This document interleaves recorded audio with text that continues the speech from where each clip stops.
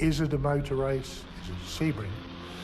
Sees a Ferrari win and says, we need those red cars.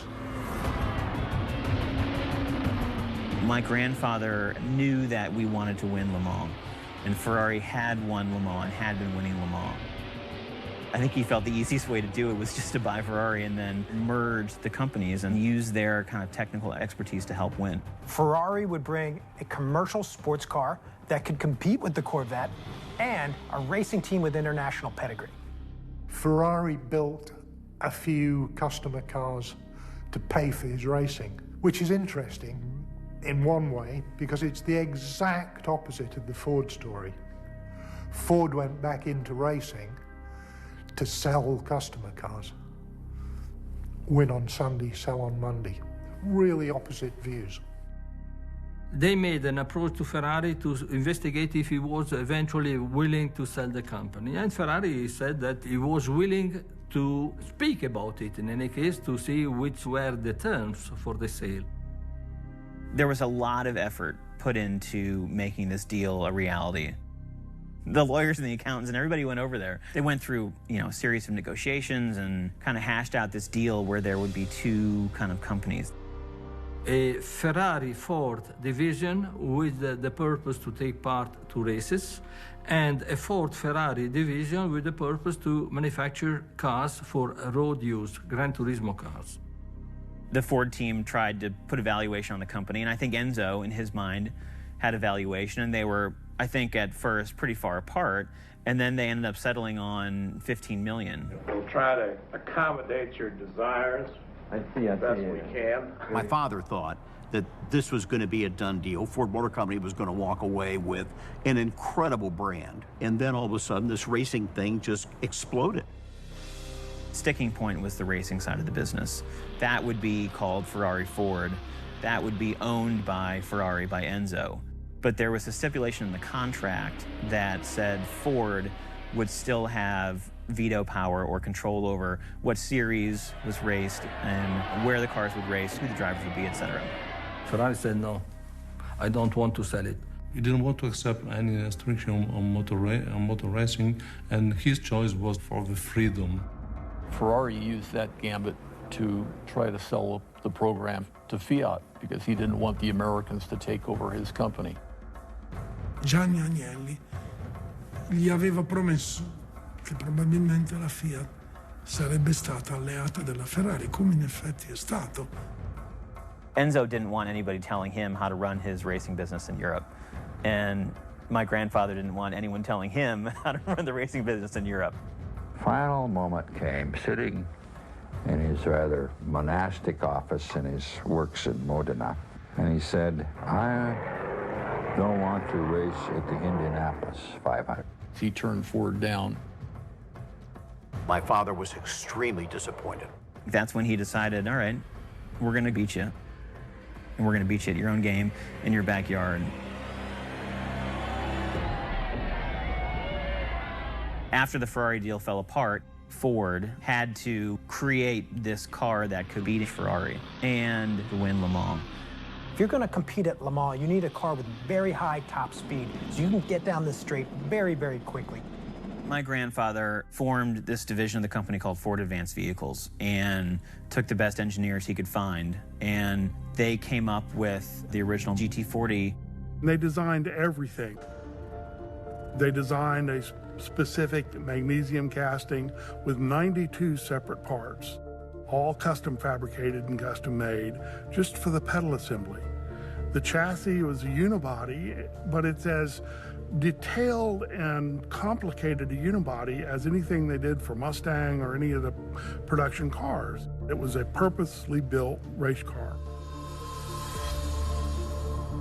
It was maybe heavier than it should have been, but it was very nice to drive. It was beautifully finished inside the seats, and the controls are very easy to use. They were built to race. When you go into a corner of the GT40, it's meant to go around there.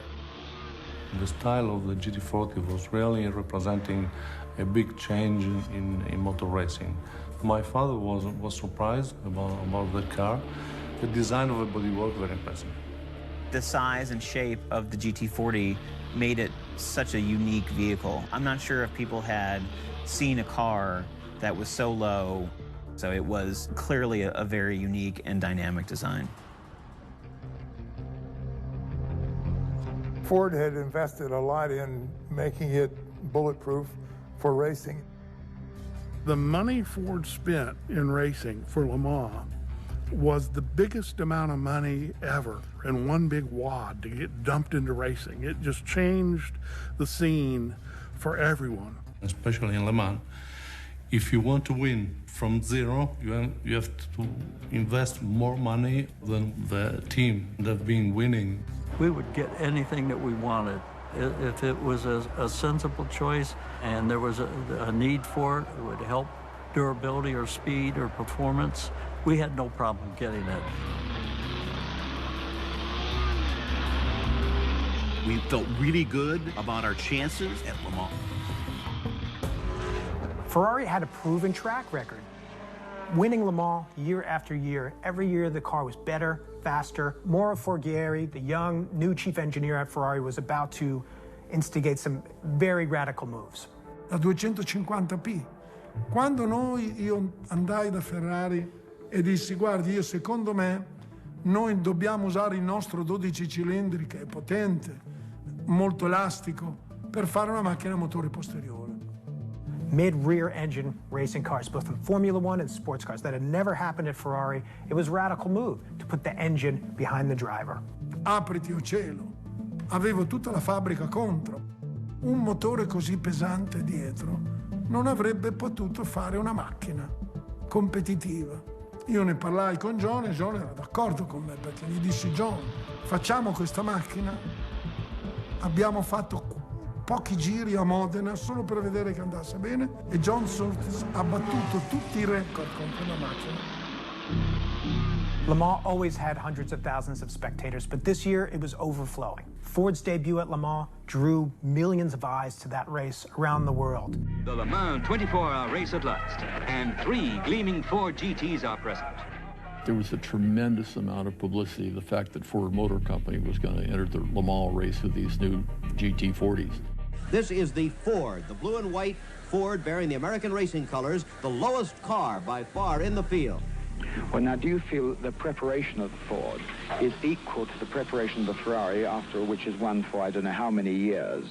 Well, I think the preparation is every bit as equal. The only problem is that this is a new car, and it isn't related to any other car that that's been run before, whereas Ferraris always are usually a development on something else that's already existed.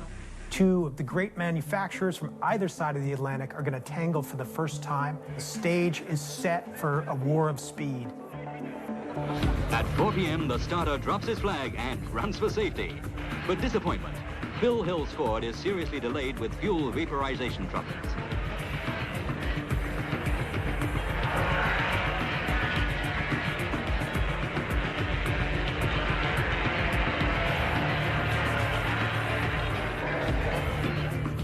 In the opening laps, the GT40 is furiously fast. There's a helicopter camera car following it. Its top speed is incredible. Do you reckon you've got anything up your sleeve that you can sort of pull out a little bit more? I could pull out 15 seconds anytime you wanted it. We're trying to finish 24 hours. You mean they won't let you pull out the 15 seconds? Ford's first casualty is Richard Atwood from Britain, driving a GT40. Going down the straight, I guess the fuel line came loose, and I could see through the rear view mirror and the glass partition between the engine bay and the passenger side, the flames coming up. And suddenly there was a woof underneath the bonnet, and I stepped away from it. And it's a sad sight, but that was the end of our race. The third car, which Phil Hill and Bruce McLaren are sharing, it's the fastest car on the field. During the 11th hour of the race, troubles brew for Ford. Richie Ginther's GT40 is retired. 13 hours into the race, Phil Hill's GT40 goes also. The cars really weren't ready to run 24 hours, but I mean, they showed right away that they were faster than the Ferraris, and if they could develop the durability, they were going to be players. So once again, Ferrari wins Le Mans in 1964, first, second, and third. With none of the GT40s getting anywhere near a finish line, Henry Ford II is not happy. They need to make changes. Ford needed a guy who knew something about the 24 Hours of Le Mans, maybe a driver who had beaten Ferrari before, and they found the guy. It was said of him he could charm the leaves off a tree. Got my driver's license at 14 years old, and the first thing I do is take my dad's 34 Dodge out and get caught by the cop for driving 85 miles an hour. Carroll Shelby started road racing at its very infancy up in Watkins Glen in some of the very first races ever run in our country after the war. And he won everything. And he wore his bib overalls, and he was a showman. The rivalry between Enzo Ferrari and Shelby started way back in the late 1950s when Shelby was a driver. Ferrari wanted to hire Shelby, and Shelby refused him. I decided to stay with Aston Martin because of the internal politics at Ferrari.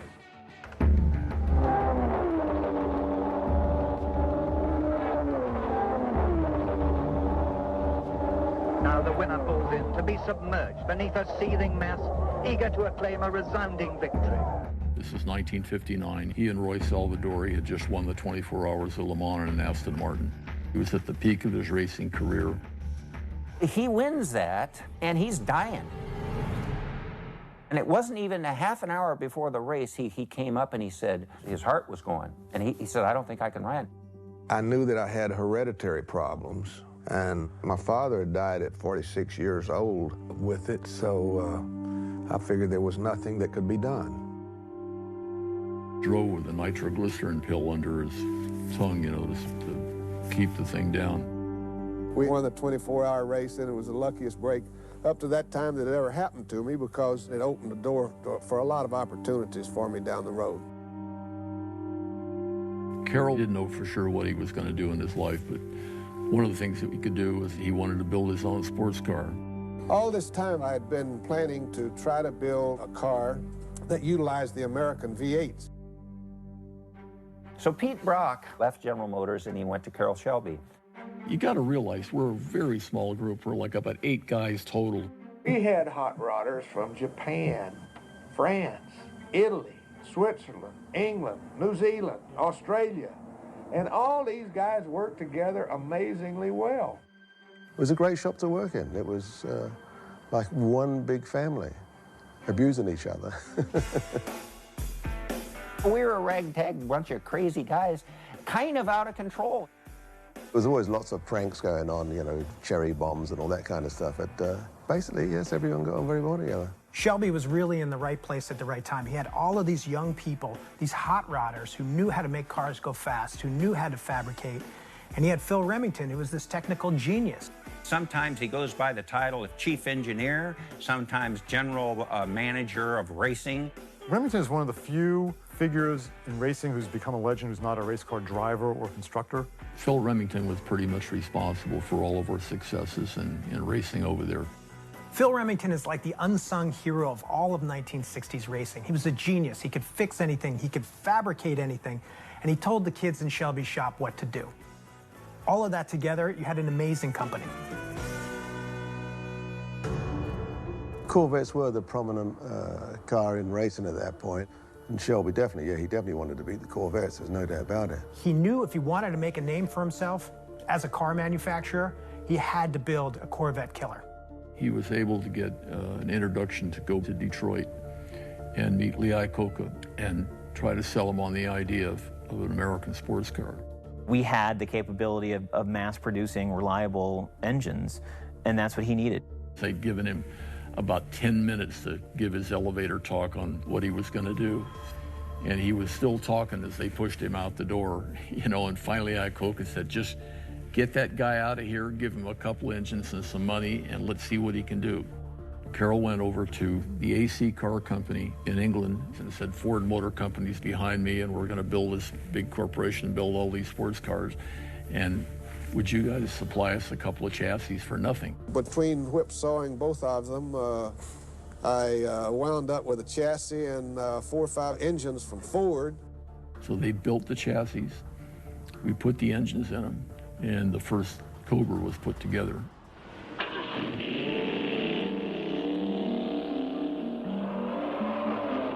When we had the first head-to-head competition at Riverside, obviously all the top West Coast Corvette drivers were there. It took care of the Corvette pretty handily, and people at Ford noticed that. In 1963, we won the Drivers' Championship, the Manufacturers' Championship, and of course the USRC Championship. It was a recognition that Carroll, along with Ford, had found something special. We had our first true competitor in the racing car business in a while. No matter how good it was for short track racing, it was not going to be a suitable car for Europe because it simply didn't have the top speed. Everybody knew that they just stopped dead around 150. They were just like running this barn door through the air. I said to Carroll, we can design a completely new body for the existing Cobra chassis, and I think that we can make them go faster. But I said, it may not look like anything you've ever seen before. And he said, oh, hell, I don't care what it looks like. Is it going to go fast? And I said, I believe it will. There wasn't any time to do this. We had a 90-day window to build this car from the first sketch to the completed running car to get it ready for Daytona. If you wanted to make a change on a car, you would just make the changes. So you could actually evolve a race car much, much quicker than any factory could do it. And we got the car done and took it out to Riverside. Right out of the box, the car was 3.5 seconds faster than anything we'd ever run. Shelby named the car for the race he was preparing it for, the Daytona Continental. So since that day, it's always been known as the Cobra Daytona. So our next race, of course, was Le Mans. And we've got 2 Daytonas in the GT class. In 4th place overall and leading the GT division, the Cobra driven by Dan Gurney and Bob Bondurant. They're competing against one of the lead Ferraris, and they run those guys into the ground. In 1964, winning Le Mans in the GT class is huge for Shelby and for the Daytona Coupe. It was absolutely amazing that a group of guys from Venice, California could come down here and beat all those high-end manufacturers. We didn't win. The cars didn't finish. Henry Ford II's not pleased. He wanted somebody who had demonstrated that ability to win. Carroll Shelby had won Le Mans as a driver, had won Le Mans as a manufacturer with the Daytona Coupe, and it was after '64 that he brought in Carroll Shelby to help develop the cars. Here's something else that we're excited about. It's this new Ford GT. It was designed and built by Ford engineers as kind of a laboratory on wheels to test new ideas and prove Ford's capabilities in open competition. We've been given the job of testing this new car and racing internationally. The biggest concern for them was endurance. These 12-hour and 24-hour races are, demanding beyond reason. Carroll Shelby knew the task before them. I can remember when the 2 GT40s actually came into our shop. They still had wire wheels on them, and they were overheating, and so Phil went to work on that. Phil Remington is the best mechanic I've ever seen in my life. Rem was like a fireman looking for a fire. Very quick on coming up with solutions. A lot of the subsystems, braking subsystems, everything was redesigned. Changed the suspension geometry, they changed the engine. They did everything they could in the short amount of time they had before Daytona. Ken Miles was the test driver, really. He basically tested and developed most all the cars. He was an engineer prior to going to Shelby's and prior to opening his own business. Ken Miles drove it at first. He didn't like it at all.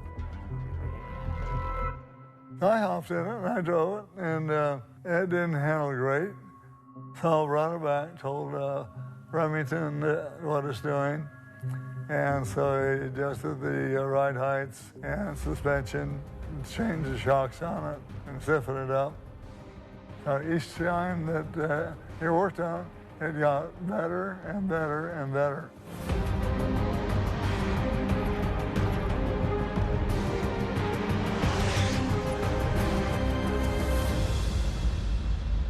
"43 cars, 29 from Europe and 14 from America, will start the 2,000-kilometer Daytona Continental."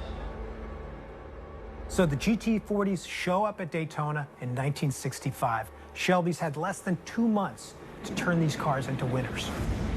The race is on. At the beginning of the race, Bob Bondurant in a GT40 flies by Surtees in a Ferrari. By the time we got to turn 2, I was doing 200 miles an hour, and I pulled Surtees 18 car lengths. And the car felt great. I thought, yes, we fixed it, and it worked. With all the changes that Remington made and Ken made and even Carroll Smith, they got the car moving very quickly. Trouble on the third turn. Rodriguez is slowing to a stop on the course. The Ferrari's European tires blew, beating the rear end and battery to pieces. This race was the first race that GT40s finished. The last lap. The Americans have won. They've overthrown the Ferraris. This was a magnificent win for Shelby, and you could say that this victory, maybe even more than his Le Mans win in 1959 as a driver, this is the win that first really put him on the map. The next race for the factory team was at Sebring. Ferrari had pulled out of Sebring in protest. Even though Ferrari withdrew, this would turn out to be a great test for Shelby and the new Ford. And then the rains came. It's the worst deluge ever recorded at Sebring. You'd take a tire off to change it, and if you didn't grab it, it would literally float away. Porsches and Fords began to close in on the Chaparral, cutting the lead in half. Suddenly, the 12-hour Sebring Grand Prix of Endurance is over.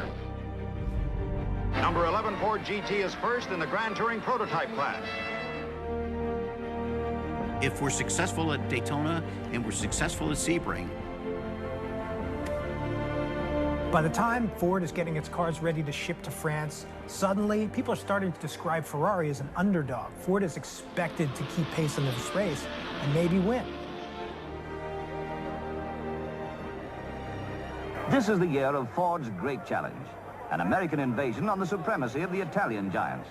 Ford was racing 4 of the 289 Ford GTs and 2 427 Mark IIs.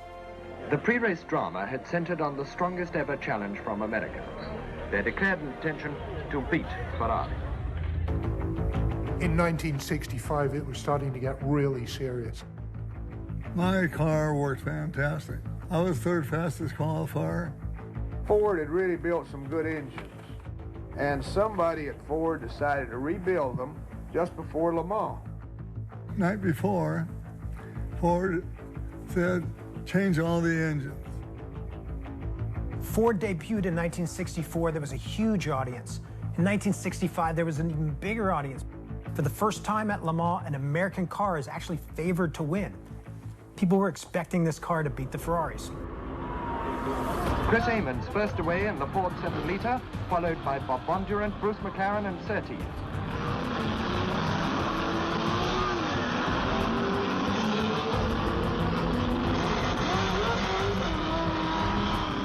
At the S's, the 7-liter Ford GTs are pulling away from the works Ferraris as the leading Ford sets a blistering pace.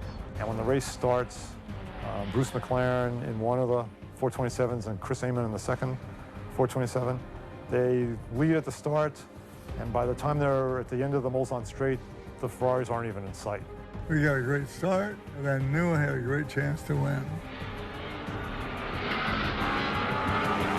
But now the McLaren Miles Ford is in gearbox trouble. Already the Ferrari grip on the race tightens.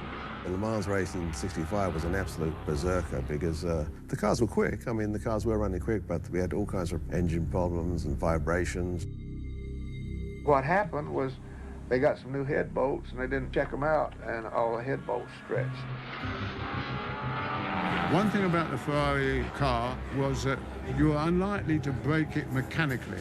For all that having a 7-liter engine against a 4-liter engine sounds one-sided, the Ferraris were so much more sophisticated that they weren't a long way behind on horsepower, and they were light, so they could make the car work better. By midnight, with the race only one-third through, the Ford challenge had been shattered by Ferrari. All the cars broke. Ford made the decision to tell Shelby to take them all out and put in Ford engines. It was a disaster. If I had not have changed an engine, I would have won. Again, the Fords broke. They made simple engineering mistakes, and Ferrari didn't. Only one Ferrari prototype finished the race, but that was enough to win it. And Ferrari also won the GT class, and they finished 1, 2, 3 overall. The press called it murder, Italian style.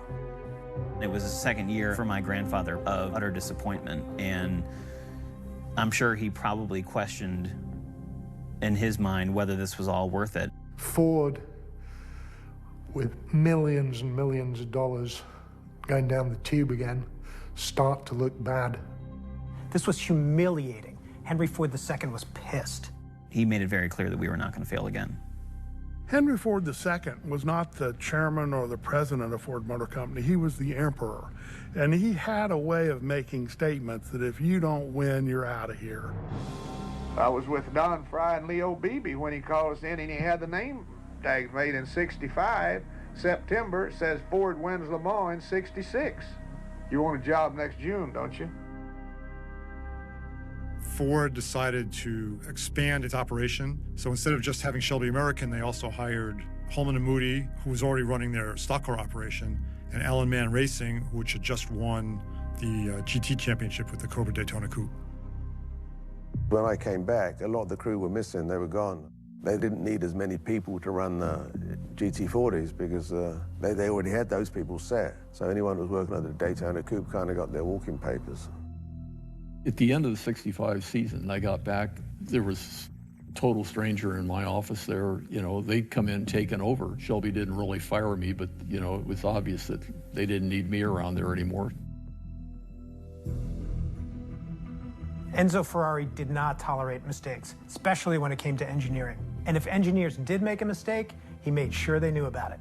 Tutti i pezzi che si erano rotti durante gli anni con le Ferrari che correvano. E lo chiamava il Museo degli Orrori, perché noi potevamo vedere quante stupidaggini avevamo fatto. Every component broken, displayed in that room, was representing a race that had been lost. He said that the responsible people, every time we are here for a meeting, they have the possibility to see the parts which have broken, so they will not repeat the same mistake. 66 was really important for Ford to win, so the pressure was on. It was obvious that we were going to have to retire the little engine and go to the big engine. Even with modifications in favor of fixing the weakness of the 289, it just didn't get the job done. 65 was a disaster, but if we had run second or third or possibly even lucked out and won the race, we might never have gotten the funding to go like we did in 66 and 7. But it was the beginning of what they knew would be the direction to go with the big block cars. As a driver, of course, I mean, you always go for the power. The 289 at the very beginning left a lot to be desired. There just was not the power that the driver's looking for. Ultimately, of course, they came out with the Mark IIs, and they said, right, we've got to get this job done, so if we can't do it by cunning and daring, we'll do it by just brute force, and we'll put this bloody great engine in and we'll blow them away. The 427 in that application was a brute. It wasn't like sending them a boy to do a man's job. I mean, it fit the use. When they went to the bigger engines, all of a sudden, all the drivers were smiling. And that's when we started seeing some real speeds. The weight of the car needed to have the torque and so forth, you know, to be able to compete with, what we were up against with Ferraris. Test cell 17D, without car or driver, the 1966 Le Mans race has already run 6 months before it actually happened.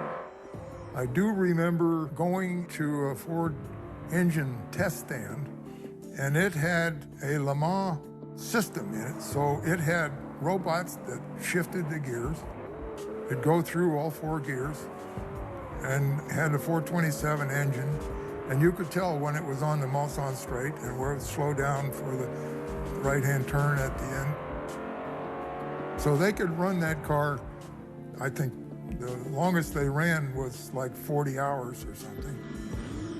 With the Mark II GT40 and the FE 427 engine, it was so understated and undertuned that it just goes. At 6,400, to be able to run 220 miles an hour and do it all day long, not even straining itself. And the drivers liked that because it felt solid. It felt like the engine was going to be there for the entire event. Rim was very much involved with the Mark II, along with Ken Miles. As a test driver, I also got to test some of the cars on behalf of Carroll Shelby, too. We knew we had some brake issues, especially Le Mans because of the Mulsanne Straight. So you got 3.2 miles, and the brakes would go from 1,200 degrees to 0 every single lap. And at that point, I don't think they had the material that would withstand, that repeated cycle. Phil Remington figured out how to make a quick change brake setup on them. They could change the discs and the calipers and the whole braking system on it. When somebody like Dan Gurney has to get in that car, I mean, they had to build a bubble into the roofline to be able to fit his helmet in the car. I was 6'4". So when you get into that car, you were sitting on the actual chassis. The roof is hitting your helmet. So there wasn't anywhere else to go. So they had to go up on the roof, and that's where the bubble came in. Racing for the flag in the 24-hour Daytona Continental. Ford had 5 GT40 Mark IIs in the running, led by Ken Miles and Lloyd Ruby, and Dan Gurney and Jerry Grant. Miles takes the lead as they thunder towards the second go-around the infield, crushing the last Ferrari threat. Miles and Gurney basically led the whole race. And it was like a start-to-finish race, too. It was incredible. I mean, it was just a relatively easy race. For the first time, Ford wins 1-2-3 at Daytona. This is the 12 hours of Sebring.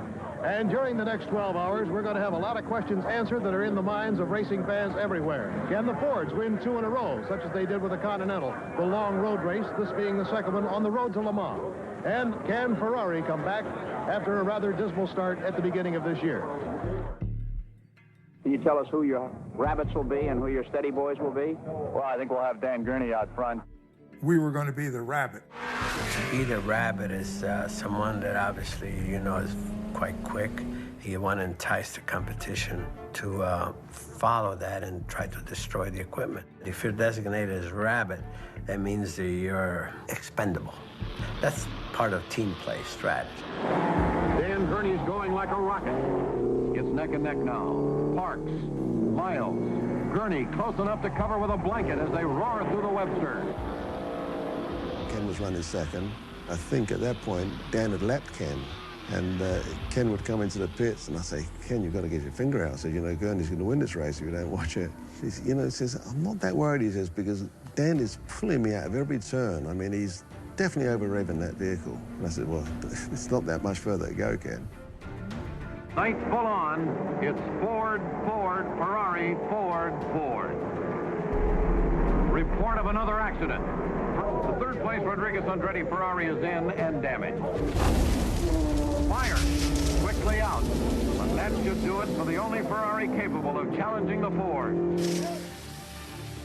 Get the car back in the pits, and then the engine caught fire. So we were out of that race. Here's Ruby bringing the Ford prototype in to hand over to teammate Miles. They've driven a great race following their 24-hour win at Daytona, but it looks like second at Sebring. And it is 10 o'clock straight up. The checkered flag is out, and no Dan Gurney. For Pete's sake, here he is, and he's pushing it. He could be disqualified for that. It looked like Dan was going to win until the last lap, and it puked. Gurney is actually pushing car number 2 in, and that means Ken Miles has crossed the finish line first. Ken was a lap down at that point. He had to circle Sebring one more time before he actually won the race. Dan hadn't touched the car, just left it where it was, he would have finished second. Because he started to push it, it was all over, he got disqualified. An obviously elated but surprised Miles enjoys the victory lane hubbub, while everyone wonders what happened to Gurney. Thought she quit. Engine trouble? I believe so. How long did you push it? Oh, probably almost a quarter mile. Ken Miles, are you as surprised as we are? I'm slightly ashamed. Well, it was a big day for Ford, wasn't it? It was a good day for Ford. I'm very happy with the Ford Motor Company. I'm very sorry indeed for Dan. He really deserved to win the race. He drove a beautiful race, and I'm sorry that something happened at the last minute. How did Lloyd go for you? This is your third big long-distance win together, isn't it? I like Lloyd. What's next for you? Le Mans. Suddenly, Ken Miles has emerged as the driver to beat in the Shelby team, having won Daytona and Sebring in 1966. Sebring is another 1-2-3 finish for the Ford GT40s. All that's left is Le Mans. Ford had already a couple of years under 64, 65. Come 66, when the success, started to be real, even from the competitor standpoint, such as Ferrari, all of a sudden said, these guys are not going away. Then they started paying some attention. Ford had possibility to invest an incredible amount of money compared to his possibilities. This was something which really did spoil the Ferrari idea about being capable to fight against such a giant. Uno dei dirigenti della Ford, che io conoscevo molto bene, venne a casa e grazie a Shelby mi offrì di andare in California con casa, macchina, università eventualmente per i miei figli e uno stipendio che era 3, 4, 5 volte quello che io prendevo alla Ferrari. Che io dovevo molto a Ferrari, non solo perché mi aveva preso in Ferrari, ma perché mi aveva permesso di essere me stesso in tutti i momenti più difficili che la Ferrari aveva avuto. I learned that Enzo Ferrari wanted to meet me.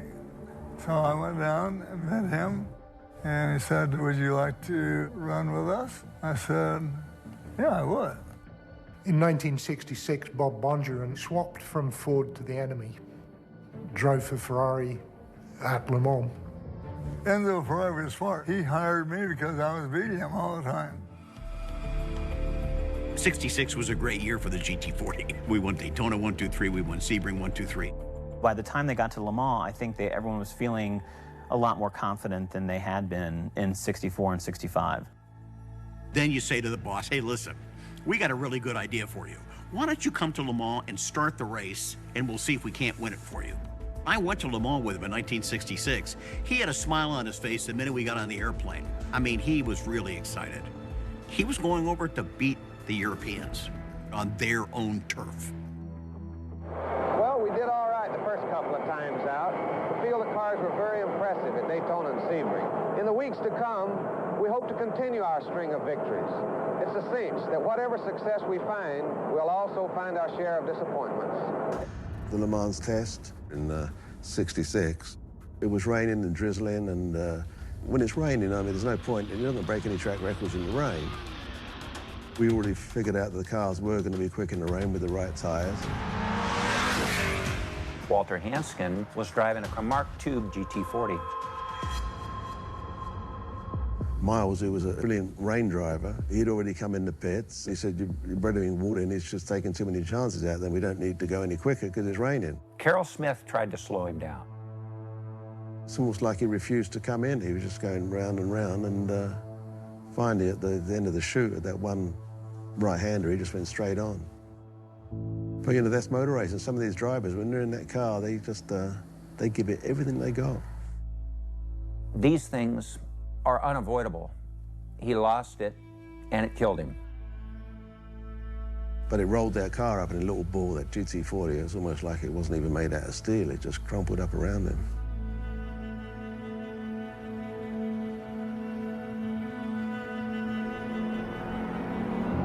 Now, with the preliminaries over, Le Mans is underway.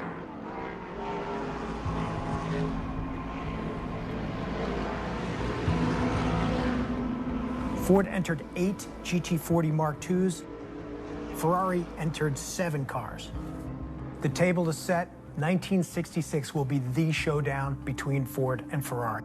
Ford went to Le Mans, the 900-pound gorilla. But that said, they had a history of failing at Le Mans the past 2 years, and in fact, they never had a car finish at Le Mans.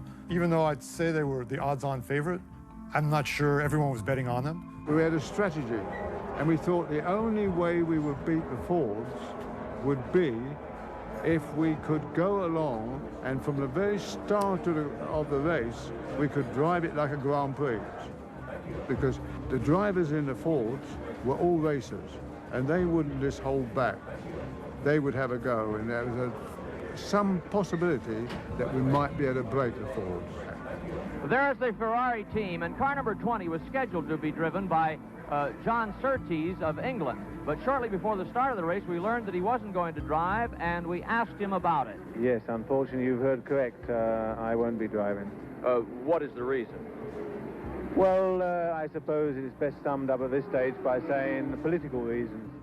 When I got back for the actual race, Dragoni said, we've got to change the policies because Mr. Agnelli is going to be here and he'd like his nephew, Scafiotti, to start the race. I said, it's ridiculous. That year, we'd done 1 or 2 moves where we'd lost races because of pure strategy.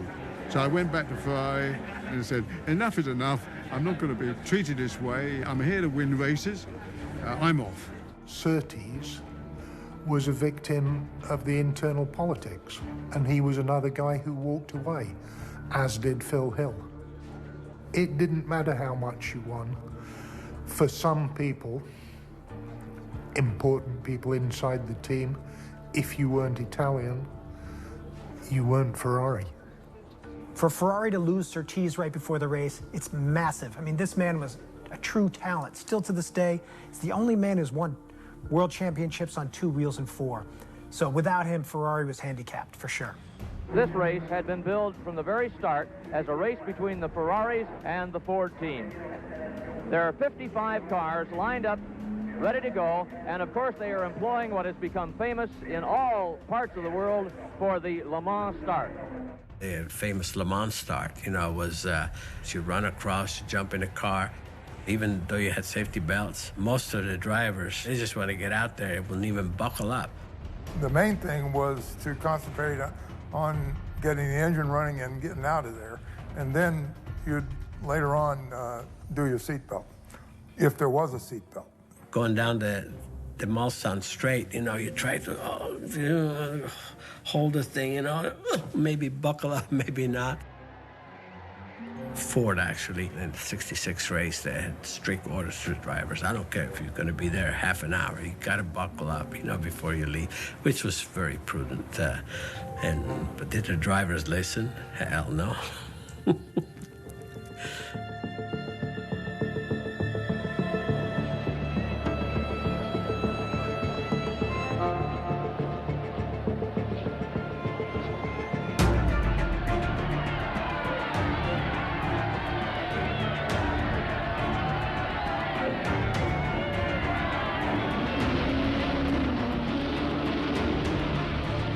Ken and Gurney were the rabbits, so their job was to go out and break the Ferraris.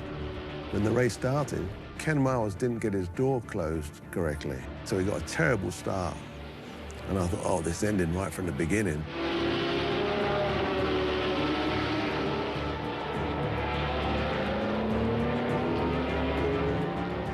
The next 20 laps or so was just incredible, and Ken was hauling ass. I mean, he was just going so quick. And finally, after a couple of hours probably, he was up in the 2nd spot behind Dan.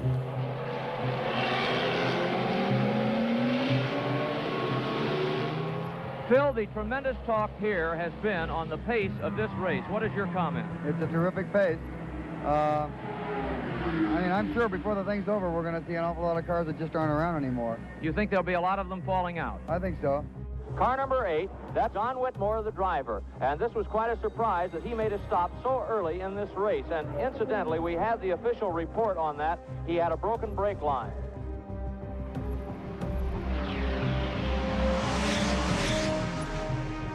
6 hours in, 2 of the GT40s are already retired, as well as 2 Ferraris. The Mark II #1, being driven by Ken Miles and Dennis Holm, is leading, but it has been a battle all along between car #1 and car #3, Dan Gurney and Ken Miles, and the Ferrari being driven by Rodriguez and Ginther. Dan Gurney's car died about the 11th hour. With Jerry Grant, we led the race for a long time and then had a failure of a head gasket. It's a brutal race. It's an endurance race, and it epitomized the word endurance. 22 drivers drove, so you were going to split it 12 and 12, or somebody do 14 and somebody do 10. You don't wake up and go 24 hours and then go to sleep. You've already been awake for 10, 15 hours before that in the pits. Especially at Le Mans, we never stopped for 1 second. I would never get any sleep. I was just too wound up. You're about ready to drop dead. Complete and utter physical exhaustion. But we're still running away with the race. Ken and Denny are still really hauling ass. I mean, he's doing a great job. The Ferraris are dropping out. Bruce McLaren and Chris Amon, they were running several laps back, but still running really strong. As the race was a few hours from the finish, it looked like the car wasn't going to break anyway. Ken was going to win the race easily. Miles is now in first place, and he's lapping at amazing speeds, faster than they told him he should be going. Miles has won Daytona. Miles has won Sebring. So if Ken Miles wins Le Mans, it would be the Triple Crown.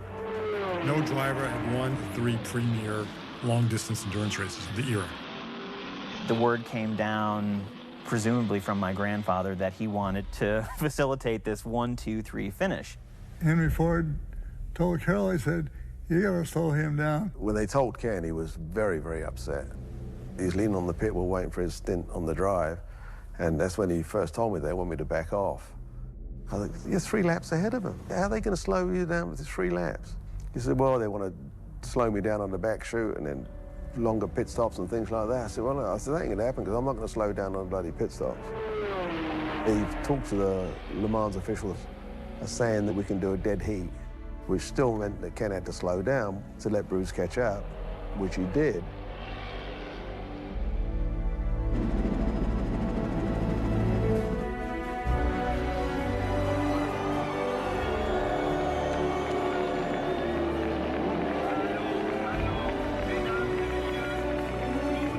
Ford won 1, 2, 3, and Henry Ford was so happy. He beat Ferrari.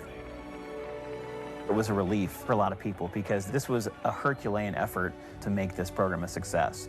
And so when it finally paid off, I can't imagine how it must have felt for people who had dedicated years of their life to this program. Your eyes water up. There's a lot of hugging and handshaking and so on. It was just a magnificent feeling. I felt wonderful about us winning 1, 2, and 3. Ford won the 1966 race fair and square by having every base covered. They had a car for every eventuality. It was a shock, of course, but you know, that's motor racing. You know, one day you lose. You know. I think we were lucky. You know, we had 6 cars. We, felt really good about our chances, and we came in 1, 2, 3. When it came to a finish, it was actually considered a dead heat, even though in the pictures it looked like Bruce was further ahead than Ken. But when Ken came up the pit lane to head for the winner's circle, we thought we'd have won the race. And we get to the winner's circle, and they go waving him off, yelling in French, you know. And then the FIA got involved and said, well, just so you know, if there is a dead heat across the finishing line, the car that started farthest back on the starting line must have covered the greatest distance. So number 2 becomes the winner. there wasn't going to be a 1, 2, 3 finish. Bruce was going to win. We made a horrible decision with Ken Miles in saying the 3 cars come over exactly together. It was good politically for Ford, so I couldn't argue with it. Besides that, I worked for Ford. and I'm not going to go against Henry Ford. Ken ended up getting cheated out of it. And it wasn't fair either, because he would have been the first driver to win those three big races. And it broke his heart.